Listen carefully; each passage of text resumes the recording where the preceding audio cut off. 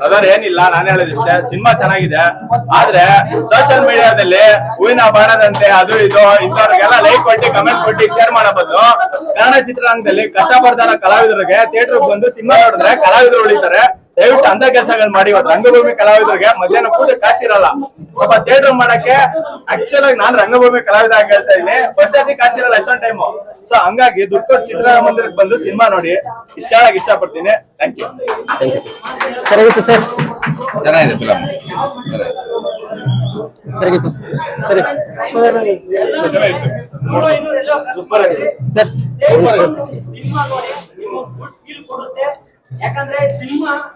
ಸರಿಗಿತ್ತು sir cinema.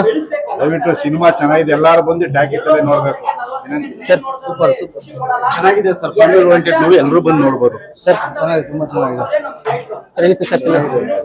ಚೆನ್ನಾಗಿದೆ sir, ಸರಿಗಿತ್ತು sir cinema. ಚೆನ್ನಾಗಿದೆ ಮೂವಿ, ಚೆನ್ನಾಗಿದೆ. ಹೇಗಿತ್ತು ಅಣ್ಣ ಸಿನಿಮಾ? ಇಷ್ಟ ಆಯ್ತು ಅಣ್ಣ ಸಿನಿಮಾ? ಸಿನಿಮಾ ಸೂಪರ್ ಆಗೈತೆ ಅಣ್ಣ ಸಿನಿಮಾ ಸೂಪರ್ ಆಗೈತೆ. 100 ಡೇಸ್ ಪಕ್ಕ ಓಡ್ತೈತೆ, 100 ಡೇಸ್ ಪಕ್ಕ ಓಡ್ತೈತೆ. ಹೆಣ್ಮಕ್ಳ ಮೇಲೆ ಗೌರವ ಇರ್ಬೇಕು.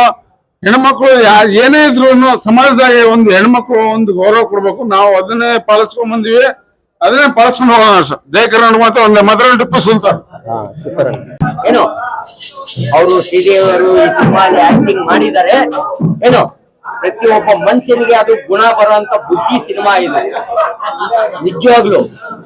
ಆನ್ಸಪ್ ಶ್ರೀದೇವಿ ಅವರೇ ಸೂಪರ್ ಕನ್ನಡ ಇತ್ತು. ಸರಿಗಿತ್ತು ಸರ್. ಸರ್ ತುಂಬಾ ಚೆನ್ನಾಗಿದೆ. ಒಂದು ಫ್ಯಾಮಿಲಿ ಕರ್ಕೊಂಡು ನೋಡುವಂತ ಫಿಲಮ್ ಇದು. ಬಟ್ ಇದು ನಮ್ಮ ಕನ್ನಡ ಇಂಡಸ್ಟ್ರಿ ಬೆಳಿಬೇಕು, ಬೆಳೆಸಿ. ಸರಿ